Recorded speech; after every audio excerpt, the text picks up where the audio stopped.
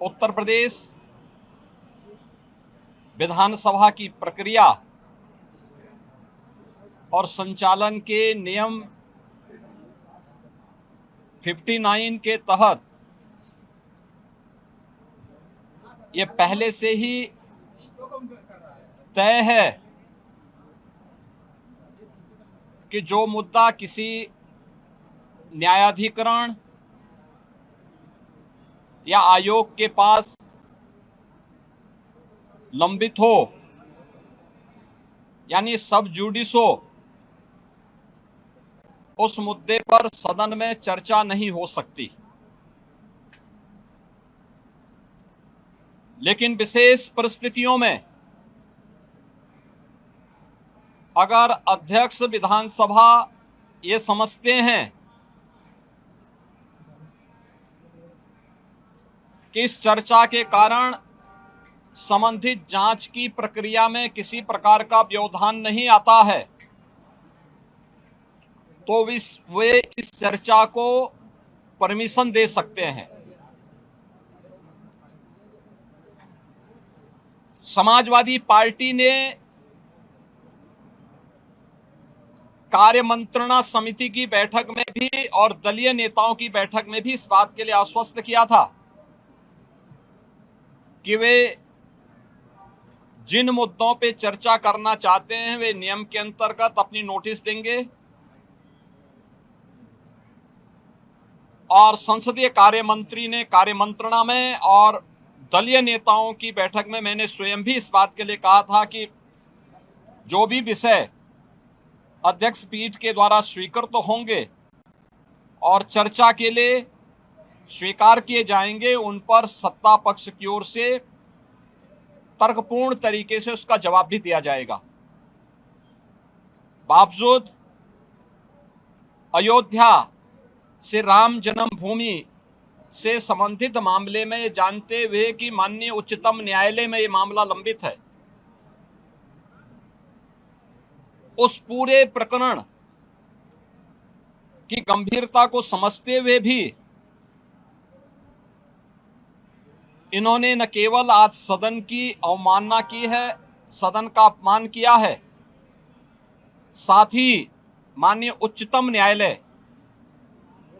में लंबित और माननीय उच्चतम न्यायालय की निगरानी में चल रही उस पूरी प्रक्रिया को भी अपमानित करने का शर्मनाक प्रयास समाजवादी पार्टी के द्वारा किया गया। माननीय अध्यक्ष विधानसभा ने बार बार कहा कि हम चर्चा को स्वीकार करते हैं, अपनी बात को आप नियमों के अंतर्गत सदन के फ्लोर में रखिए, सदन में रखिए, लेकिन सदन की कार्रवाई को विरोध करना, प्ले कार्ड लहराना, अध्यक्ष पीठ की अवमानना करते हुए जो अपमानजनक व्यवहार सदन के अंदर समाजवादी पार्टी का था, वह अत्यंत निंदनीय है और शर्मनाक भी। संवैधानिक संस्थाओं का अपमान करना ये समाजवादी पार्टी का शौक और सगल है। इन्होंने हमेशा से इनका लोकतांत्रिक मूल्यों पर कभी विश्वास नहीं रहा है। हम सब जानते हैं कि हल्ला बोल जिस पार्टी का मुख्य उद्देश्य रहा हो वो लोकतांत्रिक कैसे कही जा सकती है। हल्ला बोल पर ये विश्वास करते हैं, कभी मीडिया पर हमला करते हैं, कभी संवैधानिक संस्थाओं पर हमला करते हैं। ये न्यायालय की बात को नहीं मानते, ये सदन में नियम और परनियम और परंपराओं का पालन नहीं करते, ये भारत की संवैधानिक संस्थाओं का अपमान करते हैं, कभी चुनाव आयोग का अपमान करते हैं, कभी किसी न्यायाधिकरण या न्यायालय के अधीन संचालित किसी आयोग में लंबित किसी प्रकरण में जबरन उस प्रकरण को चर्चा के लिए नहीं, लेकिन आरोप प्रत्यारोप के माध्यम से तर्कहीन मुद्दों को उठा करके इनके द्वारा माहौल में केवल नकारात्मक और भ्रामक सूचनाओं का प्रचार प्रसार करने का प्रयास होता है। समाजवादी पार्टी का और विपक्ष का यह आचरण अलोकतांत्रिक भी है और संवैधानिक भी है। संविधान निर्माताओं का और बाबा साहब भीमराव अंबेडकर की भावनाओं का अपमान भी है। मित्रों, हम सब जानते हैं अयोध्या के जिस प्रकरण में ये लोग चंदा चोरी की बात करते हैं, वहां चंदा चोरी नहीं, चढ़ावा से जुड़े हुए एक प्रकरण का मुद्दा आया था। श्री राम जन्मभूमि तीर्थ क्षेत्र ट्रस्ट ने इस प्रकरण में 12 जून को उत्तर प्रदेश सरकार को एक पत्र लिखा कि कतिपय समाचार पत्रों और मीडिया में इस प्रकार की सूचनाएं आई हैं और हम चाहते हैं कि इस प्रकरण की एक एसआईटी बनाकर के जांच करवा दी जाए। श्री राम जन्मभूमि तीर्थ क्षेत्र ट्रस्ट माननीय उच्चतम न्यायालय के द्वारा गठित एक धर्मार्थ ट्रस्ट है। राज्य सरकार इस मामले में कोई हस्तक्षेप बिना ट्रस्ट के आग्रह पर या माननीय न्यायालय के आदेश के बगैर कोई भी निर्णय नहीं ले सकती थी। ट्रस्ट ने अपील की, अनुरोध किया। राज्य सरकार ने 13 जून को स्वयं उनके अनुरोध के क्रम में एक एसआईटी गठित कर दी, जिसमें सचिव स्तर के एक सीनियर अधिकारी को एसआईटी का अध्यक्ष, आईजी रैंक के एक अधिकारी को उसका सदस्य और वित्तीय मामलों के विशेषज्ञ एक स्पेशल सेक्रेटरी रैंक के अधिकारी को उसका सदस्य बना करके इस एसआईटी को काम दिया गया कि वह अपनी रिपोर्ट उपलब्ध करवाएं, जिससे हम ट्रस्ट को इसके लिए आगे की कार्रवाई के लिए कह सकें। 15 जून से कार्य प्रारंभ किया। इस पूरे प्रकरण में एसआईटी ने अपनी कार्रवाई प्रारंभ की और 23 जून को उन्होंने अपनी पहली अंतिम रिपोर्ट प्रस्तुत की। 23 जून की अपनी रिपोर्ट के बाद जो रिपोर्ट एसआईटी ने उपलब्ध करवाई, उस रिपोर्ट के क्रम में उत्तर प्रदेश सरकार ने ट्रस्ट को उसकी सिफारिशों को उपलब्ध करवाया और ट्रस्ट ने 25 जून को इस पर एफआईआर लॉन्च करवाया। अयोध्या में एफआईआर लॉन्च हुई। एफआईआर लॉन्च होने के बाद उपलब्ध साक्ष्य और प्रमाण के आधार पर कुल 8 लोग पकड़े गए, जिनमें 6 लोग चढ़ावे से जुड़ी हुई धनराशि में चोरी करते हुए या धनराशि को इधर उधर करते हुए देखे गए। उस आधार पर कार्रवाई हुई। 2 लोग इस पूरे प्रकरण में जिनकी जिम्मेदारी थी, उन लोगों को और उसके साथ जोड़ करके यह 8 लोगों की गिरफ्तारी हुई। अभी एसआईटी की जांच चल ही रही थी कि माननीय उच्चतम न्यायालय में जो योजित एक पीआईएल थी, उसके तहत उच्चतम न्यायालय ने आगे की कार्रवाई के लिए एसआईटी के पुनर्गठन के साथ ही इस पूरे प्रकरण को अपने देखरेख में आगे बढ़ाया। इस मामले में किसी भी साधु संत का कोई संलिप्तता प्रारंभिक जांच में एसआईटी की प्रारंभिक रिपोर्ट में कहीं भी नहीं पाया गया। 1100 से अधिक कर्मचारी श्री राम जन्मभूमि मंदिर के उस पूरे प्रांगण में इतने कार्मिक कार्य करते हैं और 1100 से अधिक लोगों के बीच में कुल 8 लोग इस मामले में प्रत्यक्ष और अप्रत्यक्ष रूप से जिनकी भूमिका उस मामले में उपलब्ध साक्ष्य और प्रमाण थे, उस आधार पर पाई गई। इसके लिए साधु संतों पर आक्षेप करना, इसके लिए अयोध्या धाम को अपमानित करना, बदनाम करना, श्री राम जन्मभूमि मंदिर को बदनाम करना, उन 1100 कर्मचारियों को जो राम जन्मभूमि मंदिर की व्यवस्था में लाखों श्रद्धालुओं को सुविधाजनक तरीके से दर्शन कराने में अपना योगदान दे रहे हैं, दिन रात सर्दी गर्मी बरसात किसी भी स्थिति में दर्शन कराने में अपना योगदान दे करके उत्तर प्रदेश के परसेप्शन को अच्छा बनाने में योगदान दे रहे हैं और उत्तर प्रदेश में धार्मिक पर्यटन को प्रोत्साहित करने में अपना योगदान दे रहे हैं, उन लोगों को कटघरे में खड़ा करना, यह बड़ी आश्चर्यजनक स्थिति है। और यह आक्षेप कौन लगा रहा है? यह आक्षेप वह समाजवादी पार्टी और वह कांग्रेस लगा रही है, जिन्होंने सदैव राम जन्मभूमि और भगवान श्री राम का अपमान किया है। क्या यह सच नहीं कि 1990 में अयोध्या की गलियों को और सरयू की पावन धारा को रक्त रंजित करने का पाप समाजवादी पार्टी की सरकार ने किया था? क्या पूरा देश और पूरी दुनिया और सभी राम भक्त ये नहीं जानते कि इनका ये अक्षम्य पाप जिन्होंने राम भक्तों पर गोलियां चला करके किया था? 5-6 में राम सेतु प्रकरण के मुद्दे पर माननीय उच्चतम न्यायालय में अपना एफिडेविट दाखिल किया था और प्रभु श्री राम और प्रभु श्री कृष्ण के अस्तित्व पर ही प्रश्न खड़ा करके उन्हें मिथक घोषित किया था। वह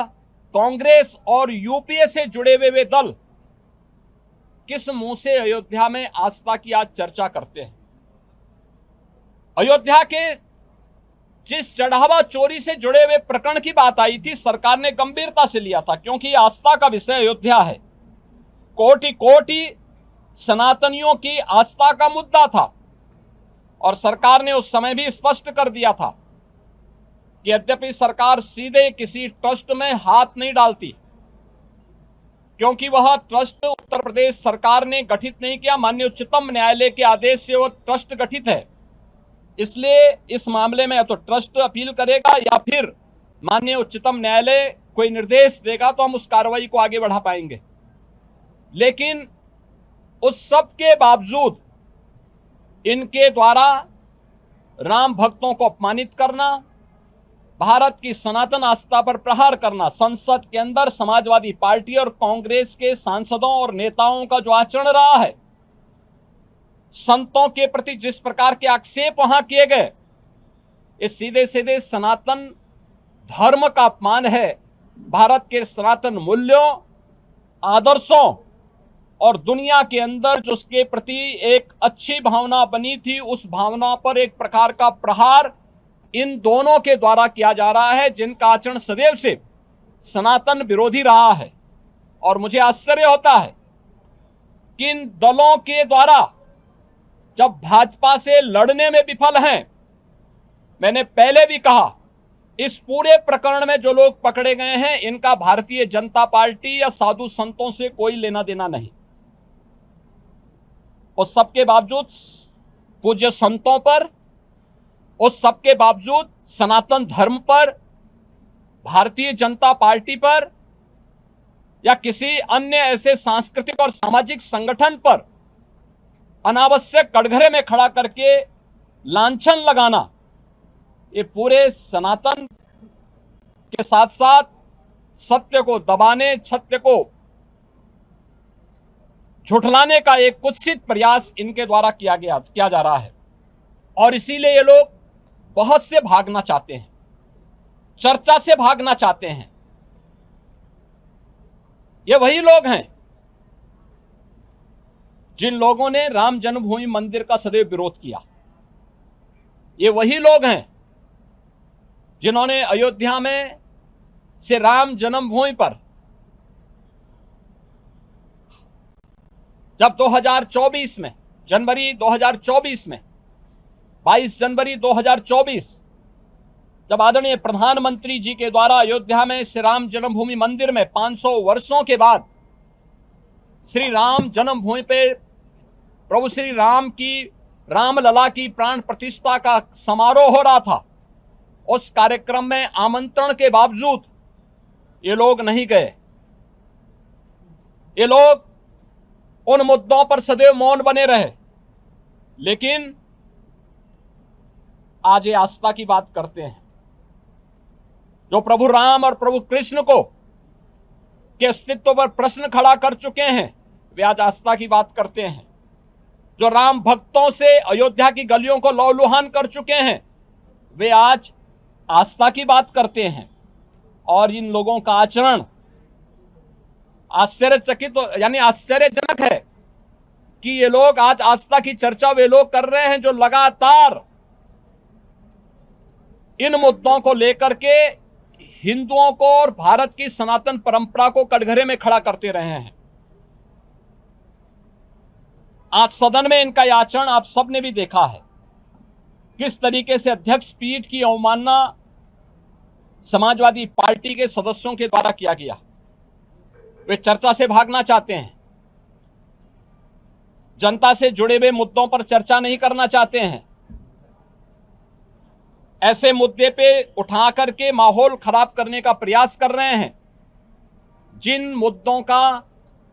सदन से लेना देना नहीं था। लेकिन फिर भी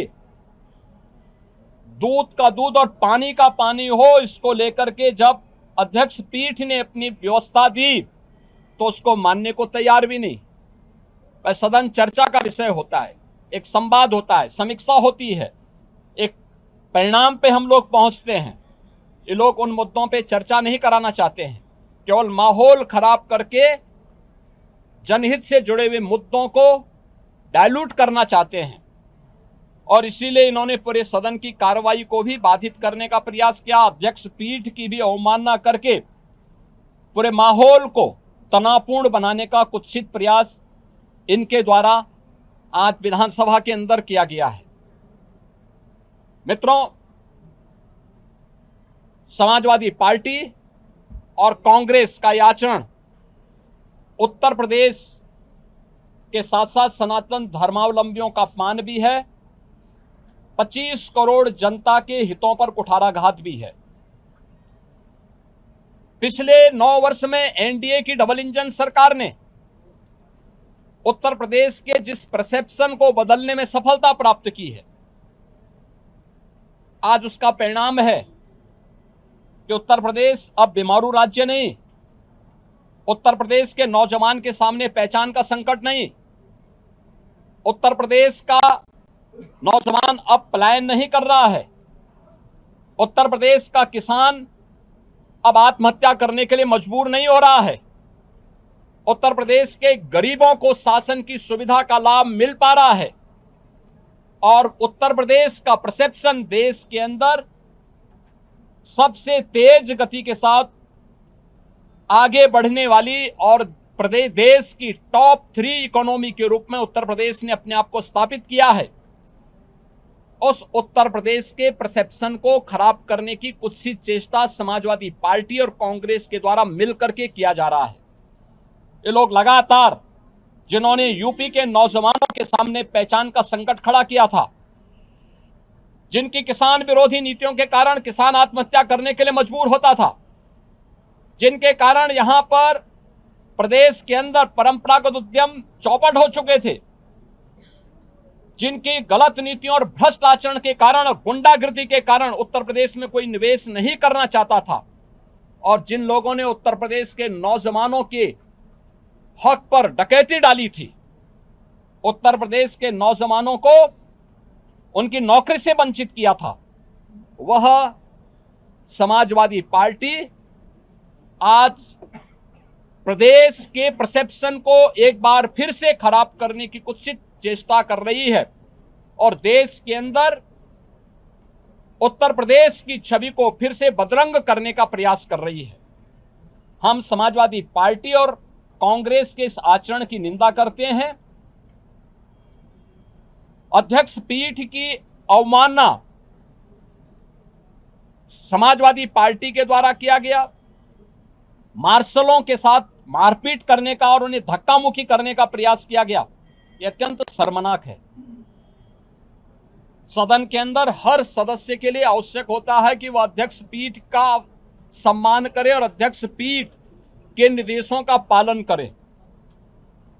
और कोई भी मुद्दा है वह अध्यक्ष पीठ की अनुमति से वह सदन के फ्लोर में रख सकता है, अपनी बात को वहां रख सकता है। लेकिन इन्होंने